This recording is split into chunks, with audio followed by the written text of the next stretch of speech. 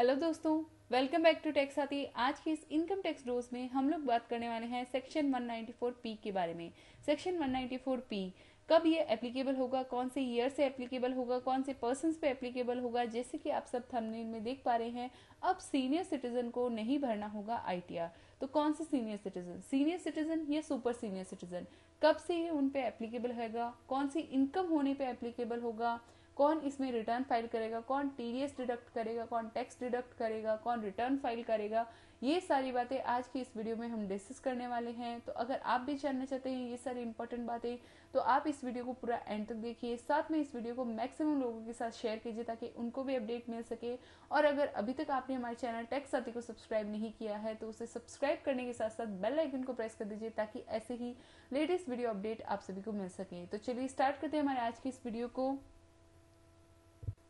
तो जैसे कि आप सब स्क्रीन पे देख पा रहे हैं, हम आ गए हैं फाइनेंस एक्ट 2021 पे, जो कि यहाँ पे बिल पास किया गया था यहाँ पे 28 मार्च को, और फाइनेंस बिल प्रेजेंट किया गया था 1 फरवरी 2021 को। इसमें एक नया सेक्शन 194 पी इंसर्ट किया गया, जिसमें बताया गया है not with standing anything contained in the provision of chapter 17 be in case specified senior citizen. तो सबसे पहली बात आती है कि इसमें स्पेसिफाइड सीनियर सिटीजन कौन होंगे। तो स्पेसिफाइड सीनियर सिटीजन की डेफिनेशन को यहाँ पे बताया गया, जिसमें बताया गया कोई भी इंडिविजुअल जो कि यहाँ पे होना चाहिए रेजिडेंट इन इंडिया और जिसकी एज जो है वो है 75 ईयर्स और उससे ज्यादा during any time during the previous year यानी कि यहाँ पे ये फाइनेंस एक्ट जो प्रेजेंट किया गया है ये है 21 अप्रैल 21 से लेके 31 मार्च 22 तक। अगर आपकी एज जो है 75 साल 75 ईयर्स या उससे ज्यादा होती है, आप रेजिडेंट ऑफ इंडिया हैं और इंडिविजुअल आप हैं, तो आपकी यहाँ पे कैटेगरी जो हो जाएगी स्पेसिफाइड सीनियर सिटीजन की कैटेगरी हो जाएगी। उसके बाद यहाँ पे बताया गया specified bank shall after giving effect to the deduction allowable under chapter 6A and rebate allowable under section 87A। अब चैप्टर 6A की डिडक्शन कौन सी होती है? चैप्टर 6A की डिडक्शन हो गई हमारी 80C से लेके 80U तक। जो भी डिडक्शन आप पे एप्लीकेबल है उन डिडक्शंस को डिडक्ट करके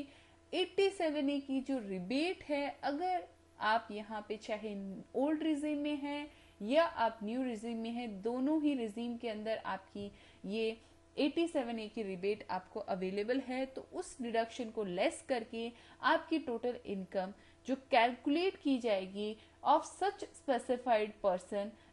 for the relevant assessment year and deduct income tax on such total income on the basis of rate in force। तो यहाँ पे क्या करेंगे, उन सीनियर सिटीजन का जो स्पेसिफाइड बैंक है वो डिडक्शन घटाने के बाद, रिबेट देने के बाद जो रिमेनिंग अमाउंट रहेगी उस पे टोटल इनकम पे टैक्स कैलकुलेट करेगा और उसको डिडक्ट करेगा। अब यहाँ पे बोला गया the provision of section 139 shall not apply to specified senior citizen for the assessment year relevant to the previous year in which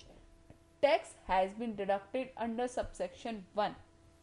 subsection 1 यानी कि बहुत सारे ऐसे सीनियर सिटीजन होते हैं जो अपने आईटीआर को फाइल करते वक्त बहुत सारी दिक्कतों का फेस करते हैं, उनको अब उस एज में रिटर्न फाइल करना नहीं होता। तो उस केस में जो भी इनकम उनकी आती है वो बैंक जो है उनकी इनकम कैलकुलेट करके उनका बर्डन जो है वो यहाँ पे रिड्यूस किया गया है गवर्नमेंट की तरफ से। और अब बैंक्स जो है उनकी इनकम को कैलकुलेट करके उन पे जो स्पेसिफाइड रेट है टैक्स की, उससे टैक्स उनका डिडक्ट कर लेंगे। अब यहाँ पे स्पेसिफाइड बैंक का मीन्स क्या हुआ? ऐसी बैंक जो बैंकिंग कंपनी है central government by notification in official gazette, यानी कि ऑफिशियल गजेट के अंदर जो है गवर्नमेंट यहाँ पे सेंट्रल गवर्नमेंट स्पेसिफाई करेगी बैंकिंग कंपनीज बैंक्स को, जो यहाँ पे इस सेक्शन के अंदर कवर्ड हैं। अब बात आती है यहाँ पे सीनियर सिटीजन, क्या सारे सीनियर सिटीजन कवर्ड होंगे जिनकी 75 ईयर से अबव है?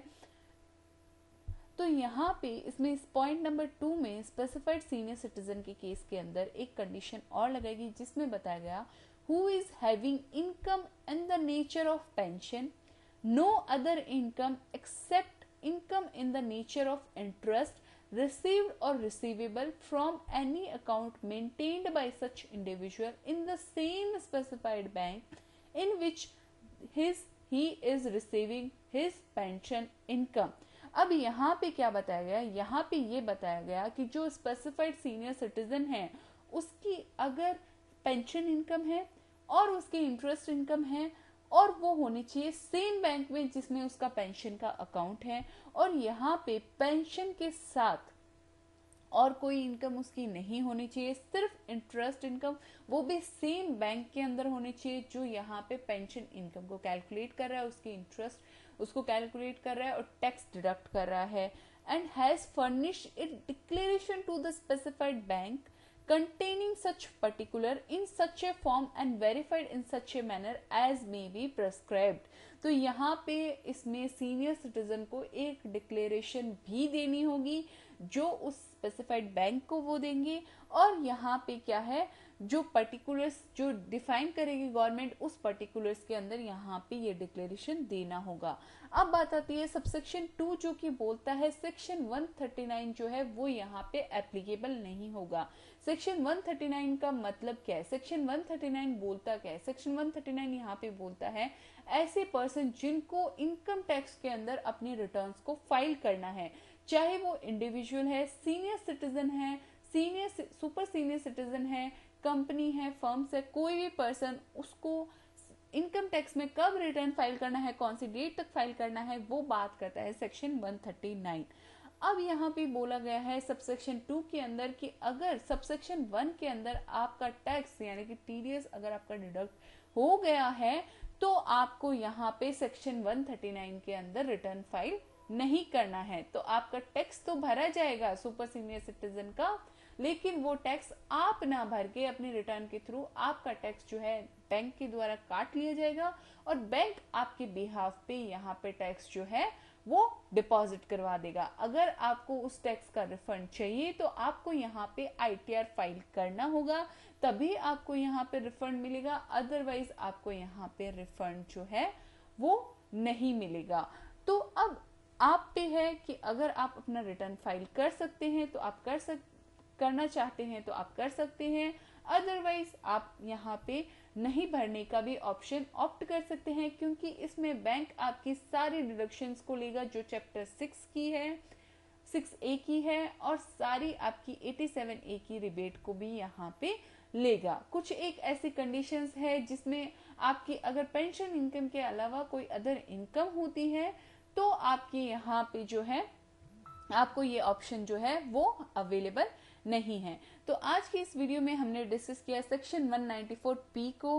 अब इसके बाद जो और भी नए अमेंडमेंट हुए हैं कब से इफेक्टिव होंगे इनकम टैक्स के अंदर, ऐसे ही लेटेस्ट वीडियो अगर आपको जानना है तो आप हमारे चैनल पे जुड़े रहिए, चैनल को सब्सक्राइब कर लीजिए, बेल आइकन को प्रेस कर दीजिए। साथ में अगर आपकी कोई भी क्वेरी है, कमेंट है, तो आप वीडियो की डिस्क्रिप्शन में दिए मेल में ईमेल कर सकते हैं, हमें पूछ सकते हैं, हमारी मेंबरशिप ले सकते हैं। आज की इस वीडियो में बस इतना ही, मिलते हैं ऐसे ही लेटेस्ट वीडियो अपडेट के साथ। तब तक के लिए कीप वॉचिंग, स्टे अपडेटेड। जय हिंद, जय भारत।